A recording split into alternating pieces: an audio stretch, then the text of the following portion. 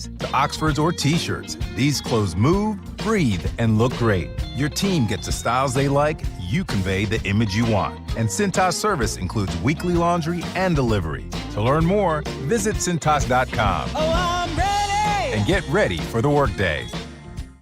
The Good Neighbor Network, FM 101.9 and AM 1450 Murfreesboro, FM 100.5 Smyrna, and online at WGNSradio.com. This is the Roundtable. A look at the news, views, politics, and people that are shaping Rutherford County. Welcome into the Wednesday Roundtable on WGNS. Chip Walters here from Exit Realty Bob Lamb & Associates and the Blue Raider Network. Glad to have you with us on this Wednesday. And today, really tickled, got a couple of guests when we are going to have a virtual roundtable. They are joining us by Zoom today, and we're going to be talking about the State General Assembly and the session that just was. Sam Stockard of the Tennessee Lookout and also a journalist who you will see in other papers across the state is here with us, a veteran Capitol Hill reporter. Sam, how you doing this morning? Been a while since I've seen you in person. Well, Chip, I think we go back to 1986 at Channel 4. Well, I think that's right. But I've seen you since then. You and your lovely wife. A handful of times. Exactly. Handful of times, but I'm not in the borough anymore, so. Yeah, you spent a long time here at the Daily News Journal doing your thing, and now he is the best basketball playing journalist on the Capitol Hill press corps, being a former Belmont Bruin.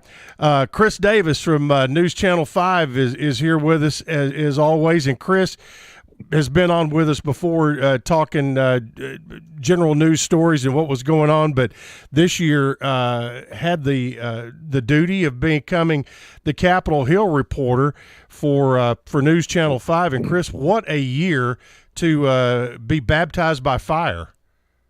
Yeah, I think I've asked people like Sam and other people up on the Hill, is it always like this? And I think this one might have been a little bit more crazy than normal, but Sam can speak to that much better than I can. I'll just kind of start it off to ask you both, and that's kind of leading into what the question is about. Sam, you've been around the legislature for a long time and have covered the State House. How far off of normal was this year's session by everything that was just out there in the public view? I would say that it was maybe a couple of ticks up intensity wise from some of the things that have gone on in the last few years. We had the Jeremy Durham expulsion in 2016. That didn't bring out the crowds or anything like that, but it was still pretty intense. And then, of course, we had the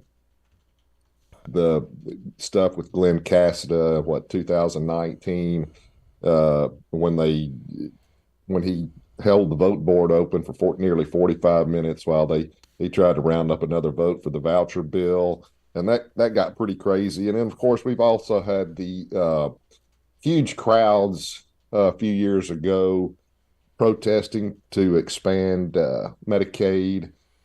But nothing quite like this. And I wasn't there in the income tax deal, which got pretty crazy when people were throwing rocks through windows and so forth. That was probably a lot nuttier than this, from what I hear. Oh, really? But I wasn't there. Yeah, and but this obviously, every year as we move along, there's more and more ways to view it. Not only you guys in the job you do, but everybody out there that has a phone had just tons of stuff on social media. And Chris, you almost had a perfect storm with the shooting at the Covenant School going right into the legislative session and the people marching on the state capitol. It was almost a perfect storm for all of that to brew and to build up into what was going to be a very visible scene on Capitol Hill. I'm not sure we thought it would result in expulsions and all of that. But it was the way that those two stories folded together made it an even bigger story. Yeah, for those that were calling for some sort of gun control, some sort of gun reform, those protesters were there from Covenant on until the end of the session. And I'd be willing to wager that because they were there, that probably expedited how quickly the speaker and the lieutenant governor wanted to get out of town. I mean, they had to walk through these crowds every day, and sometimes they were a little more agitated than others, never got out of hand. But I mean, when you have to walk past, people that are angry with you every day, I think it started to leave its mark a little bit. And I think that's maybe why we wound down a little bit faster than some people thought. Yeah, it did start to wind down. Now, when all of that happened, it became a national story when the quote unquote Tennessee 3 became just that. Chris, did you all get a lot of requests from CBS to feed them local video for what became a national story? No question about it. CBS was asking for our feed. They had some crews there themselves, national outlets, you name them. Lots of requests from me. I know Sam did probably some of it too, of national outlets wanting to talk to us because we're there on the ground. We became the center of the political universe there for a few weeks.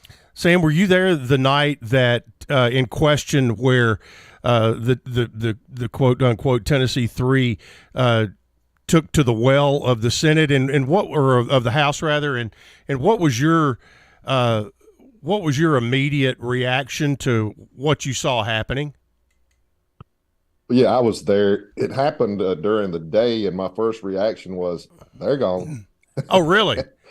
Yeah. I mean, that was the very first thing that came out of my mouth, was sitting up there in the House chamber, and then what happened? And you got to remember too, Chip, that right before the shooting, we had already gone through this stuff with the lieutenant governor and the revelations that he had been going on Instagram and posting hearts and fire emojis on these on at least one young gay man's Instagram post and racy pictures. And so that had been roiling the legislature quite a bit. And then the shooting took place. So we went from one really weird thing to just a tragedy. And then we went straight into the protest on the House floor. So it was just bam, bam, bam. And then, like I said, my first reaction was, they're gone. And then they had the recess, and they said, and they thought better of kicking them out right then, which they wanted to do. Could they? Was there a means to do that? Oh, if you have enough votes, you can move the capital to Linden.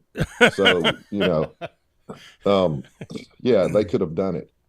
But one of the reps persuaded Speaker Sexton not to kick them out immediately, and I believe there were probably some others who wanted to do that too right then. And they thought better of it, and so they came up with a strategy that was even worse than kicking them out right then, which was to do it a few days later and to make the world look and say, why are they kicking out the two black guys and keeping the white woman? I mean, right. Who were, and just because they're trying to stop kids from getting killed. I mean, that was the way the world looked at it. Whether that's really what was happening, that's the way the world perceived it. Yeah, it was. And Chris, not only, I mean, in this first segment, kind of wanted to talk about the things that were, out there visibly.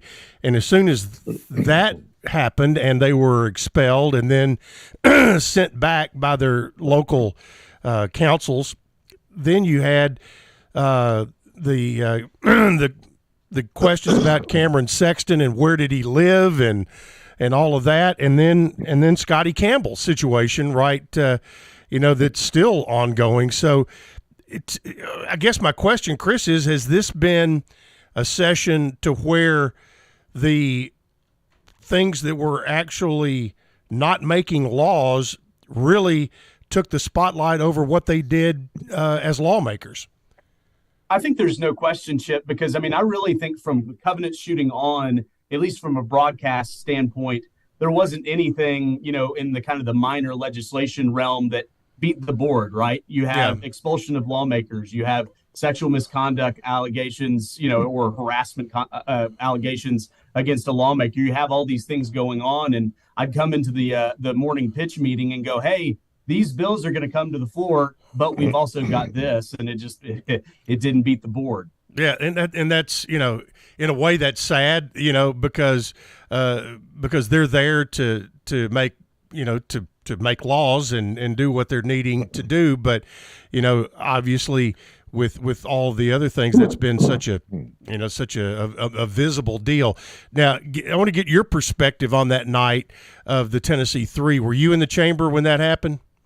So I actually wasn't. I was trying to kind of cover the crowd that had amassed in the kind of central rotunda area, and we were getting word. I was actually doing a live shot for Talk of the Town, kind of explaining what it was about to go down with different legislative means, when we kind of got the alert and we were watching tweets from Sam and other members in the chamber, of what's going on. And so I tried to get in, and by that point they had gone into the recess. And at that point, I think also the speaker had let the THP know that they were things were getting out of control within the chamber itself. So they actually locked the doors of the gallery at one point, or at least had THP troopers there blocking entry in and out, even if you're a member of the media for a minute. And it was actually kind of a unique moment where I grabbed the Democratic press officer and the Republican press officer, got them together and said, "Okay, y'all need to come with me. We need to have somebody in here to be able to witness, what all's going to go on," because they were in recess for quite a bit.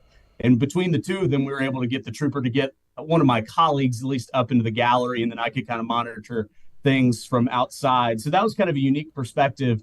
But like Sam, I was in the chamber through the entire process of the actual expulsion hearings that lasted, multiple hours, at least, 6 hours once they finally got started. Yeah, obviously emotions were running high, and for both of it seemed like that at the time that, and you tell me if I'm wrong here, it's like, okay, what these folks did was, as far as decorum, they shouldn't have done what they did. But, it was like, trying to put a Band-Aid on an amputated arm a little bit with what, the punishment. Did the punishment fit the crime? And I thought it was interesting when there was a press conference and the speaker was asked about, was censure an option? And he go, "Oh yeah, it was," but they were out to get a pound of flesh. It appeared at the time. I think that's right, Chip. I think, and Sam can speak to this even more, but given some of the other lawmakers that have been in much deeper trouble and weren't expelled for what they did, I think that was certainly the argument of, okay, yeah, maybe they shouldn't have broken the House decorum rules, but did that rise to the level of expulsion? And I'd be curious if you could actually get any of the House leadership candidly to say, "Well, we really wish we hadn't done this given the national exposure." I doubt they would ever do that on camera or with a recorder rolling, but I think it'd be interesting to see what they actually thought. What about you, Sam? Did you? I know you said your first thought was they're out of here, but did you feel like cooler heads would prevail a little bit, or was the gauntlet already laid out? Well, I know Sexton, the very first day it happened, he said when we talked to him afterward that nothing like that had ever happened before. So I felt like then he came back, remember, the next day and called it an insurrection. When you call something an insurrection, how do you let them stay? Right. You're letting insurrectionists stay. Well, at first he made it seem like everybody who was rallying outside the chamber was an insurrectionist. And then parents said, that's bull. So he had to draw back on that. And then you only had two insurrectionists, or three, I guess, at that moment, which I called an insurrection of three, which would have been a good punk rock band name.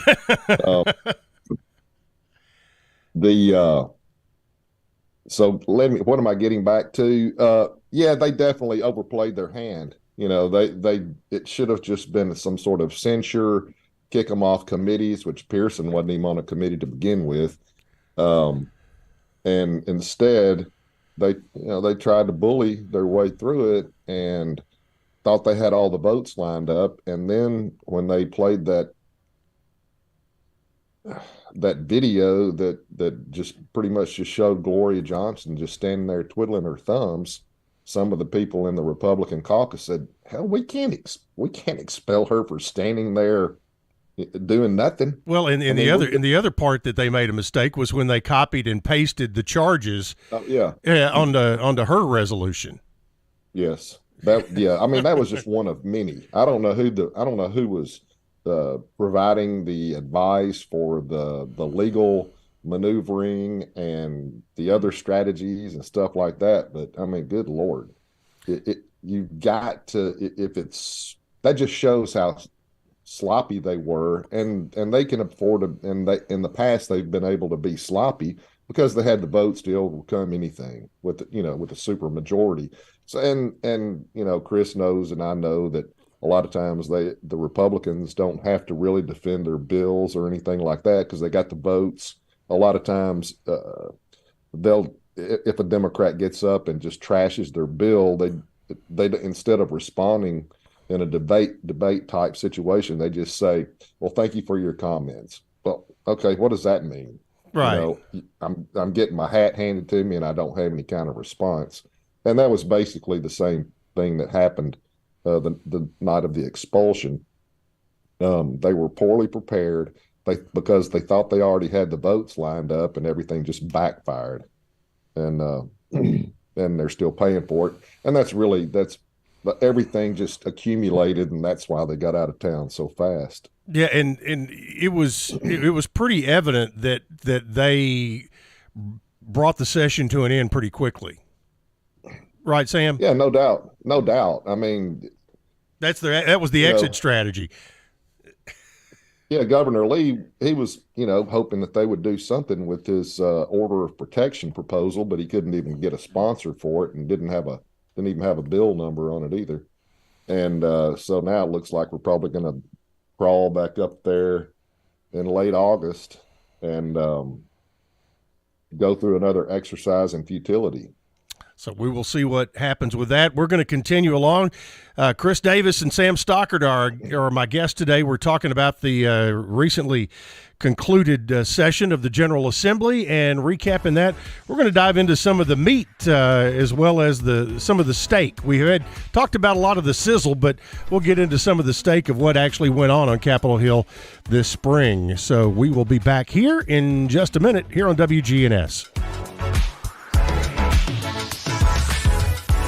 This is Lisa Halliburton with Bell Jewelers. Well, it's awesome that we have our two wonderful jewelers, because if you need your engagement ring, your diamond set, we're able to do the work right away.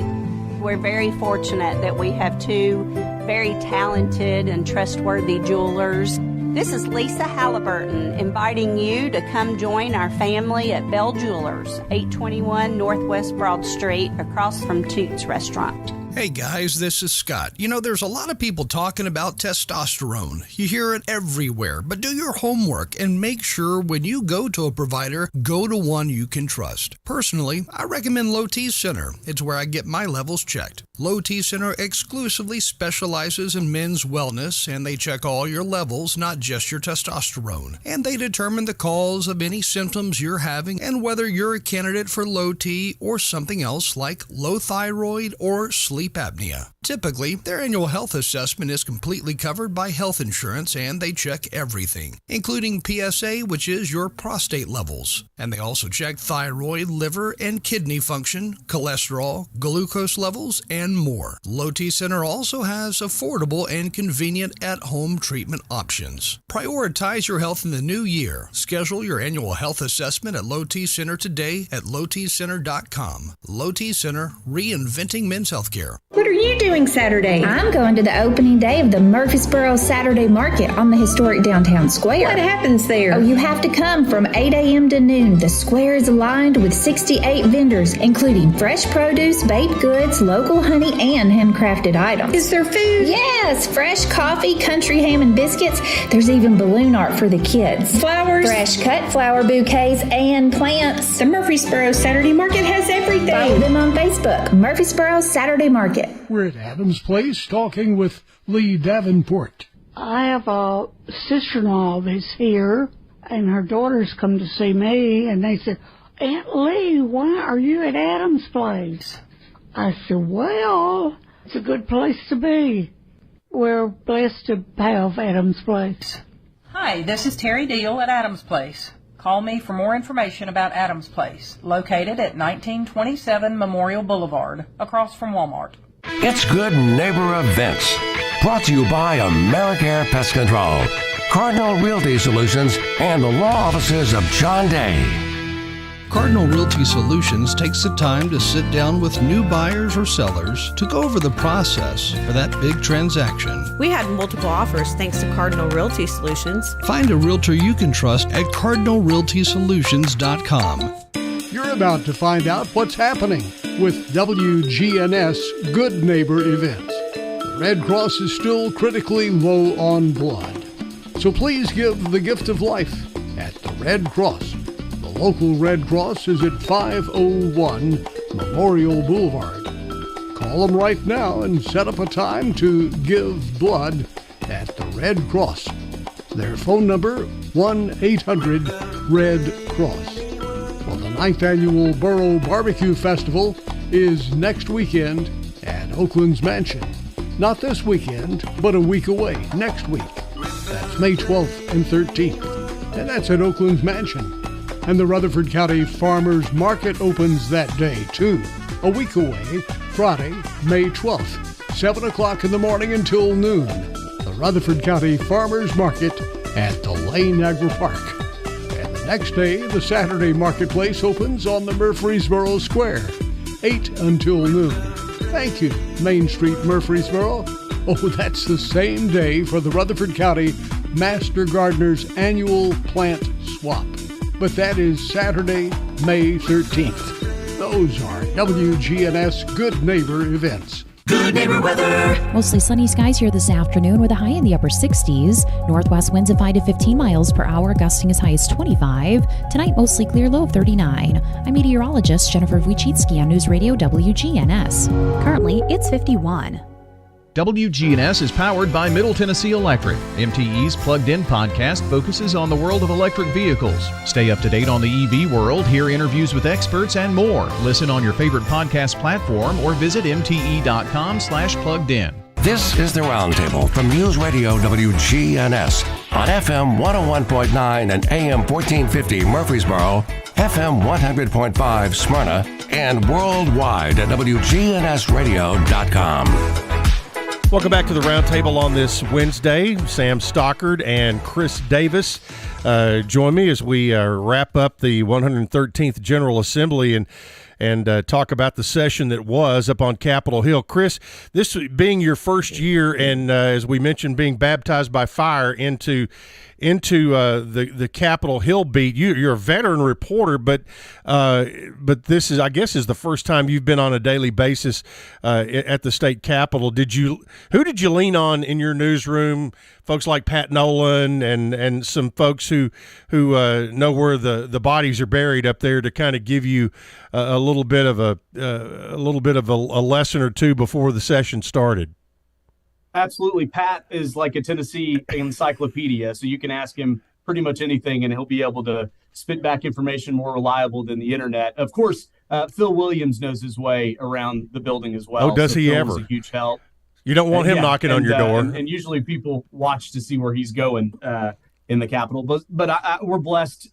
News Channel 5 compared to, there are other stations in town that regularly cover the Capitol, but not all 4 big national stations are there every day. We try to be as much as we can, and I think that makes a big difference. Sam is there every day. Some of the guys in the press corps were very nice of helping me when I had questions too. So a great community to be able to rely on. Sam, tell folks about the Tennessee Lookout and where they can read your stuff, including, I guess during session it's weekly, Stalkered on the Stump.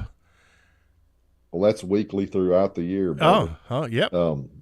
Somehow or another, I dredge up enough stuff to type until my fingers are worn to the bone.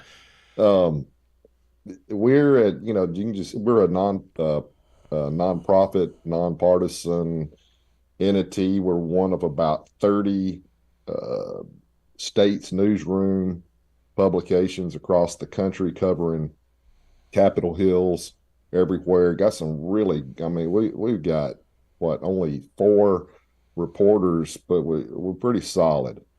I'm probably the least of all of the 4. But I guess what was the question? No, just about where can folks read your stuff every week? It's just the Tennessee Lookout. Yeah, and just go on the internet and type in Tennessee Lookout, and you'll go to the website TennesseeLookout.com, I believe. Yep. And Stalkered on the Stump comes out every Friday. It gives me a little bit of I get a little leeway there to try to add a little humor to an often sad situation, and I like to end with a little rock and roll at most of my columns. It's been, I've worked at some sort of, I guess I could call odd situations, but I get I get to have a little fun. And I'm so old, I should get to have a little fun. You're becoming one of the gray beards or gray mustaches, I should say, on Capitol Hill.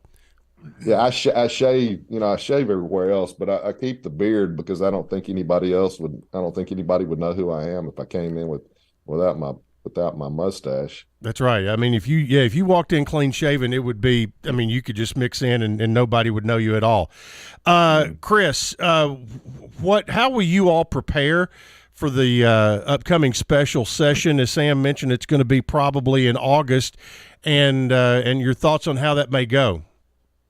Well, I think we still need a whole lot more details on this. It has not officially been set for August. That just seems to be kind of the chatter up on the Hill. The governor will have to officially call for it, or there are other mechanisms to do that as well. But I think the really big question that I have, and I'm sure Sam does too, is what are they actually going to put forward? As Sam referenced before, the governor, first multiple times called on legislators to come up with some sort of order of protection bill. They never did. So then the governor's office actually put forward their own language, but couldn't find a single sponsor or a bill number to attach it to. Will they try to run that again? I don't think they would try to run that again if they don't think they have the votes. And I think that's the real big question of what do they have the votes for? Now, I will say, I think something that's really interesting, Vanderbilt released a poll this morning that polled Tennesseans in the weeks after the Covenant shooting of what they think about some of these actions. And about 3/4 of their respondents said that they were in favor of some sort of order of protection law to keep dangerous people from having firearms. That's a pretty big number. I don't know. I haven't been able to look at their specific sample size and stuff like that, but that could be part of the conversation moving forward. But I know a lot of Republicans were very leery of the idea, especially given the strength of some of the firearm lobbying groups up on the Hill that have a lot of sway. Sam, first of all, it appeared that the governor was slow to make a public statement after the Covenant school shooting, but then, has kind of, from a Republican standpoint, taken a bit of a lead to talk about this order of protection. What does he mean by that? And what is a good layman's definition of what he's proposing, at least what the thought is that's out there? Well, I believe he keeps saying he wants to preserve people's Second Amendment rights and their due process rights. And I believe the bill contains provisions to have hearings before a judge before before your weapons could be taken if the police or family or report you as being unstable and a danger to yourself and others. So that's going to be critical that they do get some sort of due process in a court before anything is done. Otherwise, it's not going anywhere. Now, I'm not sure how if they don't like it now, I'm not sure what's going to change in 2 or 3 months. I'm not seeing a big change here because all the firearms groups, even though they don't give a ton of money, have come out and said they don't like it. And across the state, firearms, guns, those people who are big on Second Amendment, they vote. Well, I mean, that's just a huge voting block, and these guys don't want to lose that. And it's just going to be really tough. I think what they're going to wind up doing, and what I keep hearing people say, is we got to just do something about the mentally ill. Well, I'm not sure exactly what you do about them because they're just out there, and the way the laws are right now, there aren't really what you would call mental institutions anymore. And so I'm not sure where you put them. I don't know if it's going to require, some sort of super medication or what. I don't know how they're going to come up with much that's a lot more watered down from what Bill Lee is already proposing. It's just going to be, I mean, right now, it's just a coin toss, and hell, I don't know what's going to happen. Sorry to cuss. Well, I think you your sentiments at that. Yeah, your sentiments hit I think what a lot of people think. But Chris, I've seen Republicans say that we don't want to work on this till we see the shooter's manifesto, and it appears that Metro is getting a little bit closer. I don't know what we're going to see. Do you have any clue of, because it looks like we're going to see something as far as what some of the writings that the shooter at Covenant had, and I'm not sure how much that'll be redacted or what sense are you hearing on that? I have not seen the writings at all, and I haven't really done a whole lot of reporting on that aspect of it. Right. But I know Nick Barris has some sources that he's been speaking to within the Metro Police Department. And his general sense is that Audrey Hale had a fascination with mass shootings. And it wasn't necessarily a direct, there may not be this smoking gun element to the writings that Hale produced of why this was done, more than just a fascination with the acts itself, perhaps. Yeah. But I think you're right, Chip. We don't really know what is in, we don't know what's going to be redacted. We don't know what's going to be shared. There have been lots of, there have been lawsuits within, the court system to be able to compel Metro to be able to produce this. So I think we will get it probably in the next few weeks. And Republicans are kind of saying we're not going to do much on this until we see it. But I don't know if it's going to give them the answers to be able to form what they're going to do that they think. Well, a couple of other, before we take our next break, a couple of other issues that are out there. Number one, and I'll just leave it back with you, Chris, the issue of where does Cameron Sexton live? Does that have any legs to it? And where does that go? Sam has done a direct story on this. I have not. I've read through some of it, but it seems like there have been others in House leadership that have kind of towed that line before too. That have that are not from the direct Nashville area, but have had homes in the area. But I may punt that to Sam because I know he wrote a story for the Lookout on it. Okay, pooch punt to you, Sam. Well, I know the Cumberland County Democrats filed something yesterday or earlier this week calling for an investigation into the matter. From what I understand, Jimmy Napie and even Ned McWhorter, when they were speakers, had houses in Nashville. I mean, if you're the speaker, you have to be in Nashville quite a bit more than a regular House member. But he's really, Speaker Sexton is really kind of pushing the envelope here, because he's bought this house and he's moved his family here. His daughter apparently goes to school locally, and he just goes back to, and he says he just goes back to Crossville occasionally to, I don't know if he's going to ham breakfasts at the fire hall, in the summer or what, but he says he goes home occasionally. But I'd be willing to bet he's staying in Nashville a lot more than he would like people to know. I think, and yeah, I think that's probably the case. The other issue that is floating out there, non-legislative, is the Scotty Campbell situation, and is that going to blow up? What's your prediction? And Sam, I'll start with you because we've already seen a lot of stuff out there, but is there a lot more to come out in your opinion, or have we seen the worst of it so far? Well, I think there's probably more that's going to come out. I mean, when you start spending money, just throwing some cash around to move an intern to a hotel and just to shut everybody up. I mean, I'm just not buying this thing that you can spend money and keep that secret. I mean, that, if Scotty Campbell had ponied up the $8,000 or whatever to pay for it, that might have been a little different. But no, this is state money. Yeah, and when you start spending state tax dollars to cover up a sexual harassment case and move the girl to a different location, that's a problem. Yeah, big problem. And Chris, this is one of those where Channel 5 was on the cutting edge of that of catching Scotty Campbell on a sidewalk outside the state capitol.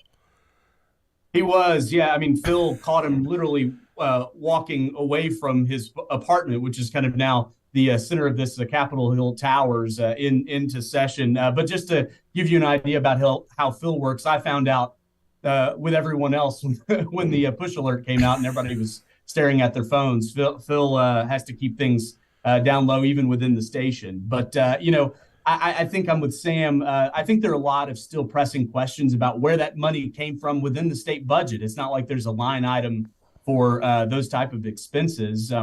Phil's story earlier this week kind of posed the question of, it's not like there's some sort of slush fund just sitting out there to be able to handle these type of things. So I think there are a lot more questions to be asked. I don't know how much more political blowback there gets just because there's a supermajority, within the chamber. But there are definitely a lot more lingering questions on where this money came from, and if there's more of it out there, or if there are more lawmakers that are doing similar type of moves that we're just not hearing about because it's in a secret ethics committee. All right, we're going to take a break, and we're going to, final segment, we're going to talk about things that actually did come out of the legislature this year that are on the books or will be soon.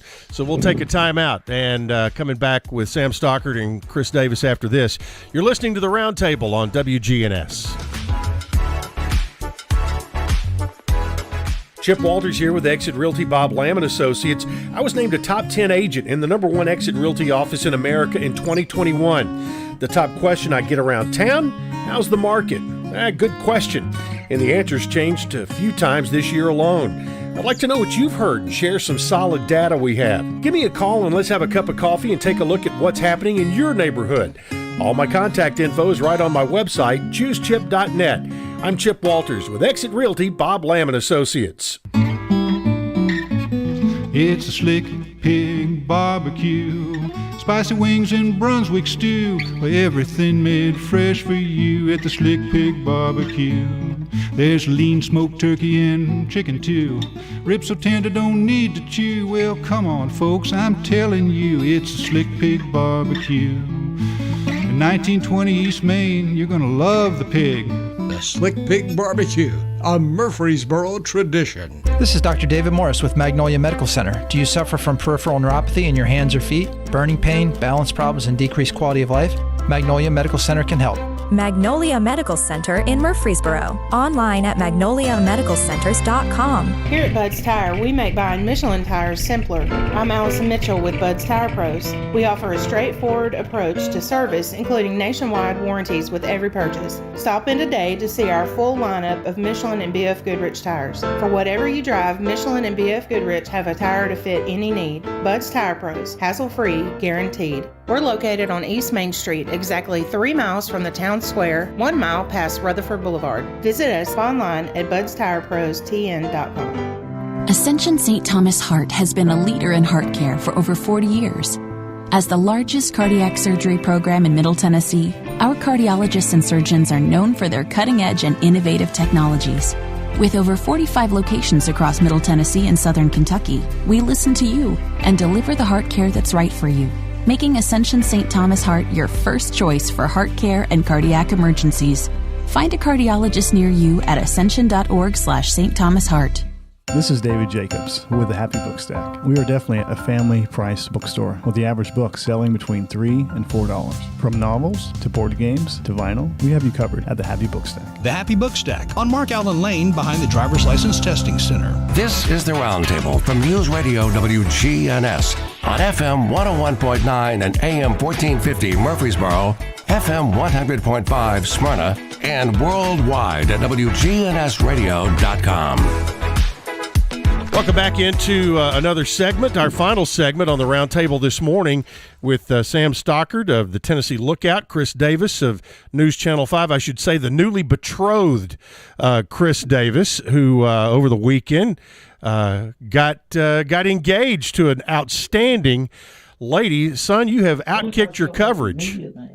Absolutely, and I want everybody to know it that I outkicked my coverage. So I appreciate that, Chip. She's actually listening right now on her drive, so she got to hear the compliment too. Well, I look forward to meeting Natalie in person. I've seen you some of the adventures you guys have taken, and I think I heard Sam's lovely wife in the background over there too. Was that right?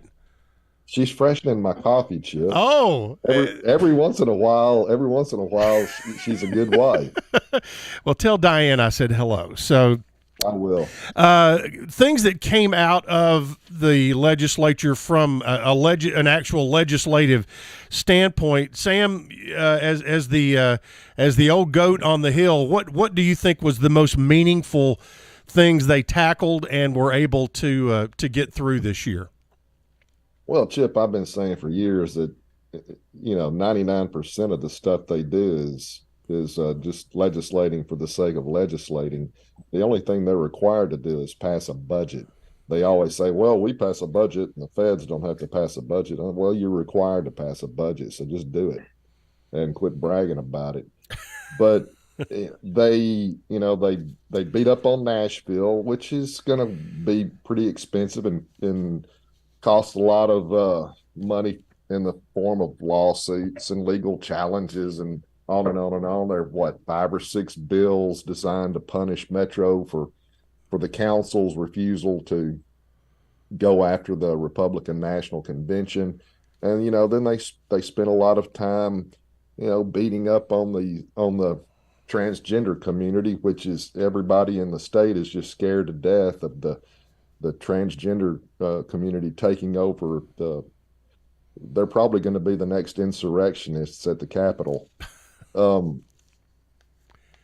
Chip, I really don't remember, other than the budget, I don't remember there being just a ton of meaningful legislation passed that's going to improve the quality of people's lives from, as they love to say, from Memphis to Mountain City, which if anyone says that again, I'm probably going to puke right in the middle of the House chamber. Well, don't listen to my next TSSAA state championship broadcast, okay? I'm with Sam on that, though. I want them to put a little scoreboard counter in the chamber of how many times they say it in a day. They do like that phrase. You could go from Lake County to Polk County and go the other direction. That'd be one way to do it. You could. I mean, you get up to Obion Central, where my wife is from. The Cannon Whitby country up there. So yeah, no doubt. Chris, the the $223 million to improve school safety, including $140 million to put a school resource officer in every public school. That was a direct reaction to the Covenant School shooting, and did seem to be a positive step that was moved forward in that sense. Yeah, I think you saw some stuff involving school security that was kind of already in the pipeline actually before Covenant. Something else that stuck out to me was there was a very, very, very narrow abortion exception that was passed. It doesn't change a whole lot, but it kind of prevents doctors from directly being under the gun if they perform one of those, or it gives them at least more of a defense if they're, perform one of those procedures. There was an effort to be able to include exceptions for rape and incest that failed, and not clear if that has a path forward next year, but they punted it to next year. TSU took a lot of attention as well. There was an attempt to potentially vacate that board and potentially fire Linda Glover. Instead, they're going to spend millions of dollars on another audit to take a closer look. And a lot of people are asking why, they already just did a state audit, why they need to do an outside audit. But I would expect more drama next year on that. I don't think that's done. So there have been other things done, but I'm with Sam. Especially that second half of the session, it all kind of focused in on what would happen with firearms and then expulsion and all the other drama.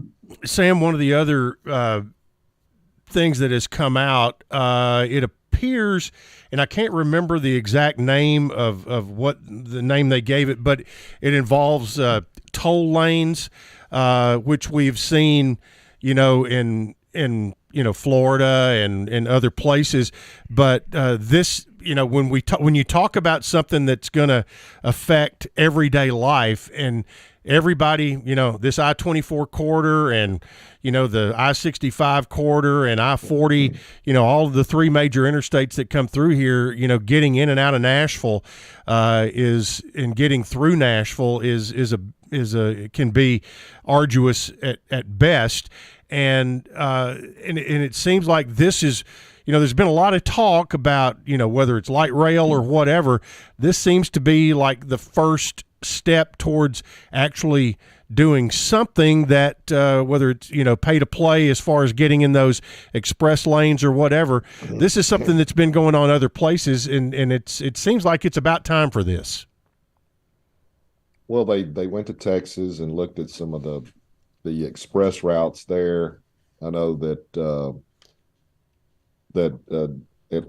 Atlanta area has some similar express routes that they studied, and this is supposed to expedite the construction of these lanes. Now, I don't know exactly how it's going to happen.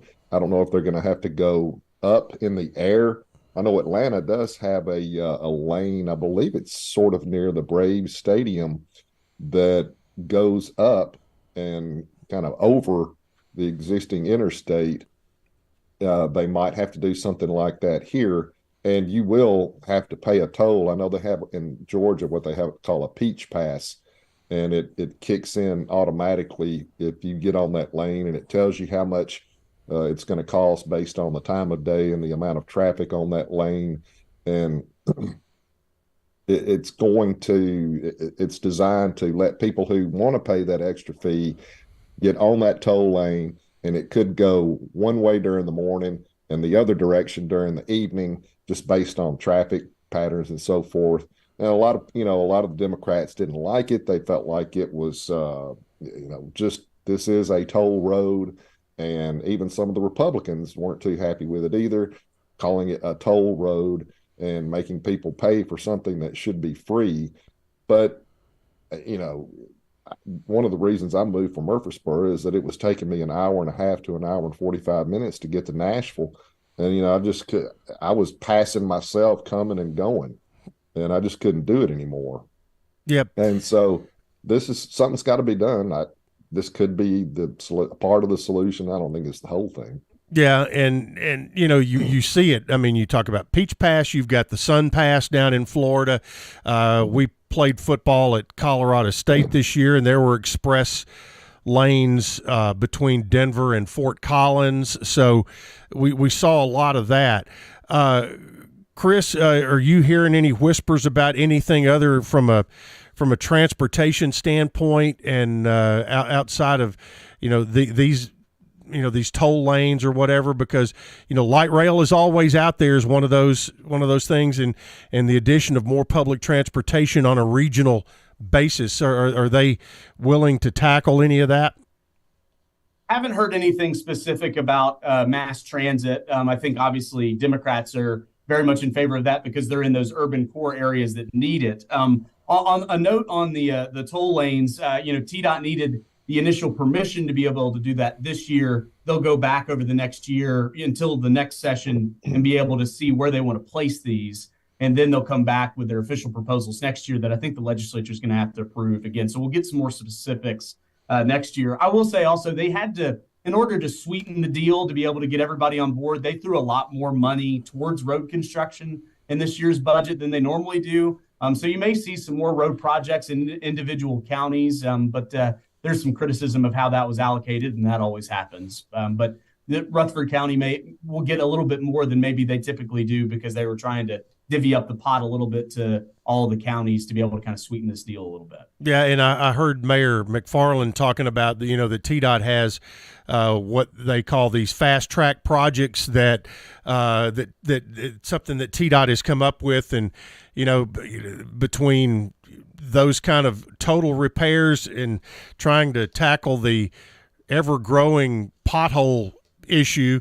I don't know what it's going to take on that. I don't know if it's a problem that we've, all of a sudden has come home to roost after, 30 years after a paving project or what. I don't know how they go about that. Well, one thing, Chip, Tennessee has a law that says we can't borrow money to be able to build roads. So I wonder at some point as Tennessee continues to grow, if we'll have to change that and be able to do different borrowing practices that other states do to be able to get more funding towards road. This was kind of the governor's answer to, well, we don't want to necessarily change that right now, but we'll get some more revenue sources from these toll lanes. But that may not be sustainable as much as Tennessee is growing, and that may be something they have to revisit down the road. Well, Sam, to kind of circle back, growing up where you did and growing up where I did, we ventured over into Kentucky, and back in the 70s, a lot of those parkways, whether it was Pennyrile, Cumberland, or whatever, those were all toll roads that basically the toll was there long enough to pay for the road, and then it came off. That might be an idea. Yeah, one of the interesting things is the company that, whatever company they choose or whichever company they choose to build these roads will put its own money up for the construction price, and so when they open the toll lane, the fees that you pay will go to that company. It won't, from what I understand, it won't go to the state, because the state's not putting up the construction money. So they get paid, and I believe they have to write the bill to make sure that the state still has some control over the fee. Otherwise, they could really gouge the motorists and just start making money hand over fist, doubling up on what it cost them to build the road. So they're going to have to put some controls in there for that. So, all right, we're down to the final minute. Predictions. Sam, what do you got? What would be your hot take for the day as far as what's going to go on with state government in the next year? Well, we're gonna find out something here in the next couple of months if anybody's got the willingness to follow the governor on this order of protection deal. And then, Chip, I've been writing I've gotten to the point where I don't write legislative advances anymore, because when you get into the session, the stuff that you wrote about in December never happens. Okay. It's always unexpected. I mean, who was expecting this stuff with Lieutenant Governor McNally, and who could have predicted the Covenant school shooting and the subsequent expulsions. I mean, if you could do that, you need to move to Vegas. Exactly. Chris, anything on your radar that we need to be looking forward to in the next year? I'm with Sam. I'm leery of predictions in this business, but I think I would be shocked if the governor puts out his language again if he doesn't have the votes. So I'll be really curious to see what happens, if anything, with the special session that could come in August. All right, guys. Thank you so much. Sam can be found at TennesseeLookout.com. Chris Davis can be found on NewsChannel5.com and on Tele 5 on a nightly basis as well. Guys, thank you so much. This was a lot of fun, and we'll try to do this again. Appreciate it very much. All right, no problem. Thank you, Chip. All right, thanks a lot. If you've missed any of this and want to check it out, the podcast page on WGNSradio.com, you'll be able to go back here just very shortly and relive it all one more time. So thanks again to Chris and Sam. Brian Barrett's coming up next, and stick with us here on the Big G, WGNS.